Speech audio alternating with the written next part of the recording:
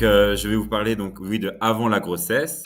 Avant la grossesse, lorsque, la grossesse est prévue, il est vraiment important d'aller chez son médecin pour, faire un bilan de son statut vitaminique et voir s'il n'y a pas de carence qui doivent être complétées par un supplément. Lorsque la grossesse n'est pas prévue et qu'elle arrive par surprise, on va dire, il est quand même important d'aller voir son médecin pour, faire, un check-up complet, des vitamines et des minéraux pour voir s'il n'y a pas de carence. Ici, on va vraiment, se focaliser sur l'acide folique, qui est vraiment la plus importante, pour les femmes enceintes. Importante car en cas de carence, il y a un risque accru d'ouverture du dos. En fait, c'est une ouverture, au niveau de, la colonne vertébrale qu'on appelle la spina bifida. Donc c'est encore une malformation qui touche un bébé sur 1000 en Europe, donc ce qui est encore assez énorme. Donc c'est vraiment important de bien prendre cette vitamine. Elle peut être aussi mise en cause lors d'une malformation du bec de lièvre ou alors au niveau du palais qu'on appelle le palais bouclé.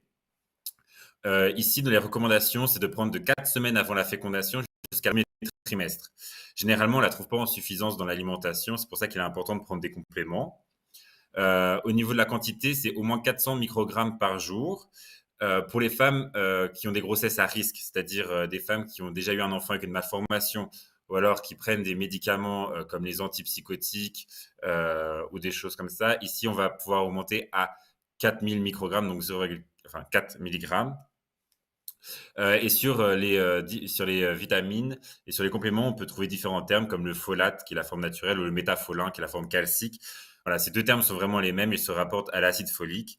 Et généralement, dans les vitamines de grossesse qu'on a en pharmacie, la dose d'acide folique est toujours au maximum des AGR, donc des doses recommandées par jour. Ici, ensuite, on va aussi voir euh, au niveau de la grossesse, enfin avant la grossesse, tout ce qui est statut vaccinal. Donc ça, c'est vraiment important de voir si vous êtes à jour. Surtout au niveau tétanos, coqueluche, grippe ou corona, dépendant de la saison.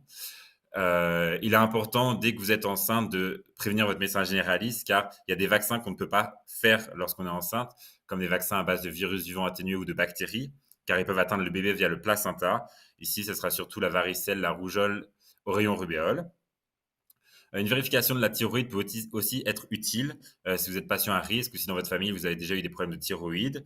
Et un check-up aussi chez le dentiste peut s'avérer utile car s'il y a des travaux au niveau des dents à faire, c'est toujours plus simple de le faire sans être enceinte.